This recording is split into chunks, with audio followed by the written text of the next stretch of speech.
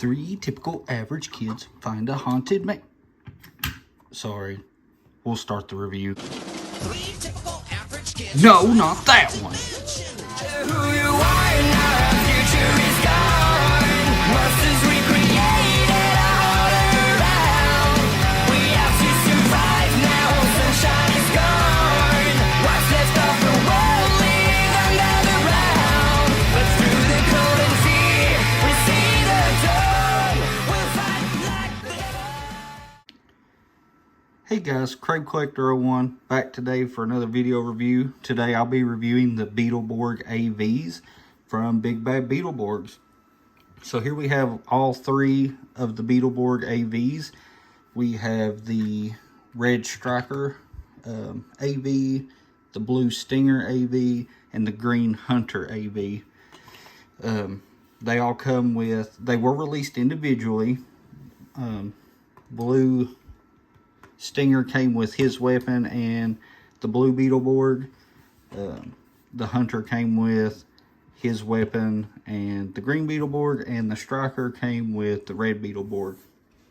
So we'll move these other parts out of the side and we'll take a look at the vehicles themselves. They're pretty nice. This is the Green Hunter AV. The pincers are kind of geared together, or kind of spring-loaded. The only real action feature it does have working treads, which is probably one of the most common things missing on these figures, or on these vehicles. One thing to watch out on all 3 of these is these soft rubber parts on the canopies of all of these tend to be missing on a lot of these. And to get them to complete, you want those on there. So the first action feature of the Hunter one is if you flip this switch, it springs up. And it allows you to rotate it around full 360. Lock it back down. Each of these can put their Beetleborg pilot in there. Just be sure to raise the arms and they can sit in the cockpit just like so, no problem. One interesting thing to note is these do come with, like the Green Hunter AV come with the Green Hunter weapon, but what you do with them is they really want you to buy these as a set, because in the green one you raise the back part and it accommodates the Blue AV's weapon into the back. And vice versa with Blue. You'll see you'll raise the back and it's made for the Green Hunter weapon, which we'll go ahead and segue into the Blue Stinger AV. He's the most basic. He rolls very well though. His only real features, he's supposed to have suspension to go over kind of difficult terrain, but this raises up and down. Also features, you know, the cockpit like the other ones. We'll go ahead and put him in there. Raise his arms.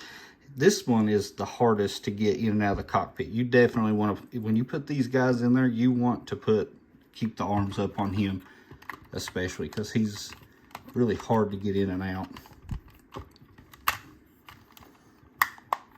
But he fits in just like so.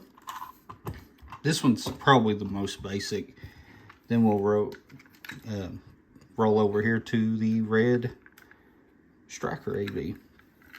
Again, canopy opens. It has the widest opening canopy, but also the easiest accessible spot to get the figures in and out. Joe can just sit in there like that. You can close it up.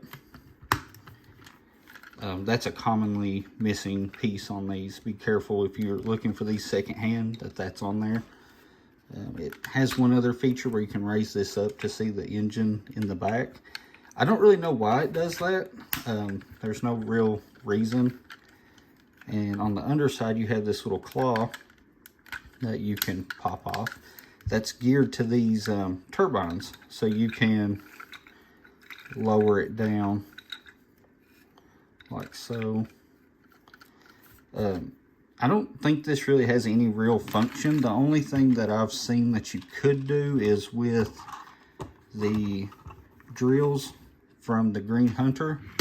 You can kind of connect this claw to the end of those and tether it along.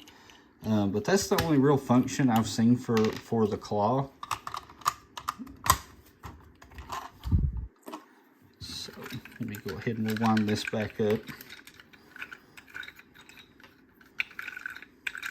So you just spin it and you can see it'll raise up. Just till you get it close, then you can tab it back on and tighten it up. Like so they're pretty basic on their own. They're nice little vehicles though. The turbines you can spin the turbines on the red one. They're nice. They are not a cheap set though, which kind of, you know, puts a damper on these. I think at the time when I bought these, and that's been a few years, I think they run me almost like $130 for a complete set in this condition. You can find them with missing pieces a lot cheaper, but if you want a truly complete set of these, they are quite expensive. One last thing I want to go over with these. We talked about the weapon storage being the opposite. Well, the idea of that was because you would raise this up and bring your other vehicle in, and it could just pick its weapon out of the back of the other AV, which is pretty cool. This, the drill spin, kind of hard to see, and vice versa. Blue probably has the coolest weapon, in my opinion, just because you raise the back, you roll blue up, connect it, and pull it out. But what makes blue's weapon cool is these little things here are magnets on here. So I have this little drill bit, so you can just roll around and pick stuff up, and it's magnetized, which is pretty cool. But the weapons just store inside just like that in all three of the AVs. A nice set of vehicles. I don't really know that they're worth the asking price unless you're a big fan of Beetleborgs. But now when we get into the next review, which is Gargantus, they look quite impressive when they're all together, but it's kind of a money sink. Gargantus is cheap. These guys are expensive, but to get the full effect, you really need all of them. So don't really know that I could recommend these off the bat. This is one that you could watch the review and make that judgment for yourself. I think these are probably better left alone unless you're, you know, a huge Beetleborg fan. So that's it for the review, guys. I hope you guys enjoyed this review and our first look at Beetleborgs. Thanks for watching. This is Crave Collector 01 and the Beetleborg AVs signing out.